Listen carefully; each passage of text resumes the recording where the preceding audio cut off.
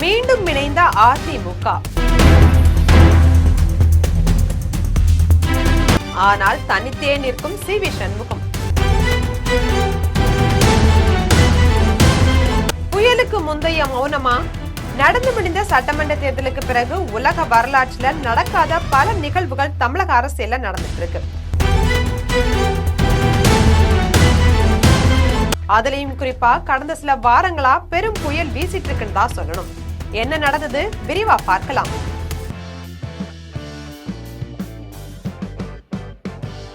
இரண்டாயிரத்தி 26 சட்டமன்ற தேர்தலில் அதிமுக சந்தித்த படுதோல்வி அந்த கட்சியுடைய அஸ்திவாரத்தையே ஆட்டம் காண செஞ்சிருக்கு.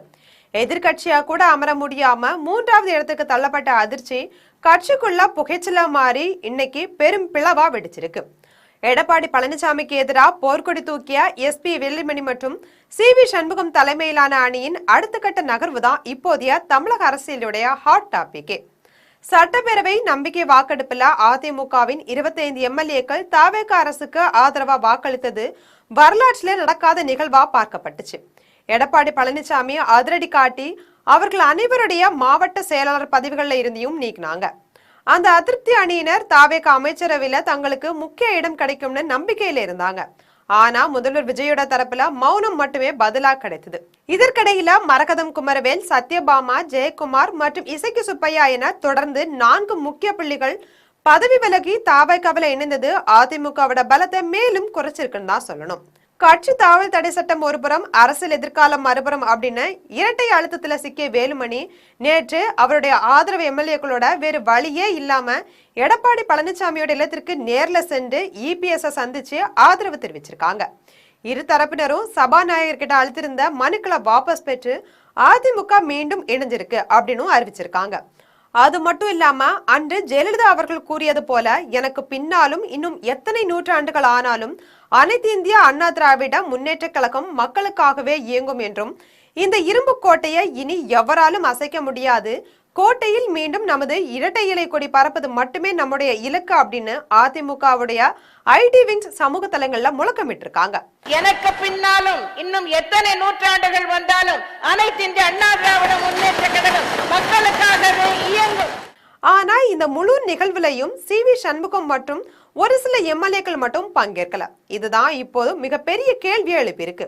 வேலுமணி மற்றும் தங்கமணி நடத்திய சமாதான பேச்சுவார்த்தைகள் சி.வி. சண்முகத்திடம் பெரிய அளவுல பலனடிக்கல அப்படின்னு தகவல் வெளியாகி இருக்கு.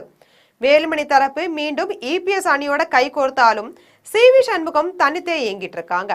அவர் தன்னுடைய ஆதரவாளர்களோட சென்னையில தொடர்ந்து ஆலோசனையும் நடத்தி வராங்க. அவருக்கு ஆதரவா விழுப்புரம் மாவட்டத்தை சேர்ந்த முக்கிய நிர்வாகிகள் இருக்கிறதும் இபிஎஸ் தரப்பிற்கு இன்னும் நெருக்கடியை கொடுத்திருக்கு. இதோட பின்னணியில அவர் தனது எம்எல்ஏ பதவியை ராஜினாமா செய்துட்டு தவேகவில் இணையலாம் அப்படின்ற தகவலும் வெளியாகி இருக்கு. ஏற்கனவே அதிமுகவில் இருந்து பல எம்எல்ஏக்கள் தவேகவில் இணைந்திருக்கக்கூடிய நிலையில சி.வி. சண்முகமும் அதே பாதையை தேர்வு செய்வாரா அப்படின்ற எதிர்பார்ப்பும் நிலவுது. ஆனா அவரை விஜய் ஏற்றுக்கொள்வாரான்ற கேள்வியும் எழுந்திருக்கு. ஏற்கனவே குதிரை பேரம் அப்படின்ற விமர்சனத்துல தவேக சிக்கி இருக்கக்கூடிய நிலையில மேலும் முக்கிய அதிமுக தலைவர்களை இணைத்துக்கிட்டா எதிர்கட்சிகள் கடுமையா தாக்கும்ன்ற வாய்ப்பு இருக்கதாவும் கூறப்படுது. அதிமுக தற்போது மீண்டும் இணைந்தாலும் இந்த உட்கட்சி மோதல் ஏற்படுத்திய தழும்புகள் அவ்வளவு எளிதா மறையாது. ஏற்கனவே அதிமுக எம்எல்ஏக்களை தக்க வைக்க இபிஎஸ் ஒரு பக்கம் போராட, மறுபக்கம் தவேகவுடைய அரசியல் வியூகங்கள் தமிழக அரசியல்ல புதிய மாற்றங்களை உருவாக்கி வருது.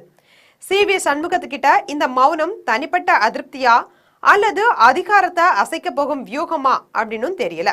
இந்த அமைதியால அதிமுகவில் நடக்கக்கூடிய அடுத்த கட்ட மாற்றங்களை பொறுத்திருந்து பார்ப்போம். இது போன்ற அரசியல் செய்திகளை உடனுக்குடன் தெரிந்து கொள்ள ஜெம் தொலைக்காட்சியுடன் எப்போதும் இணைப்பில் இருங்கள்.